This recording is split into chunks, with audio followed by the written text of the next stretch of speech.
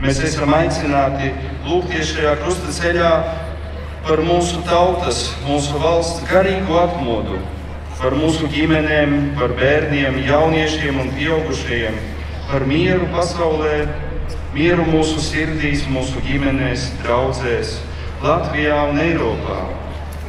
Šeit ir ļoti svarīgi, lai mēs būtu aktīvi miera lūdzēji ne tikai šovakar, bet katru dienu. Tad dosimies šī krusta ceļā, sekojot Kristum.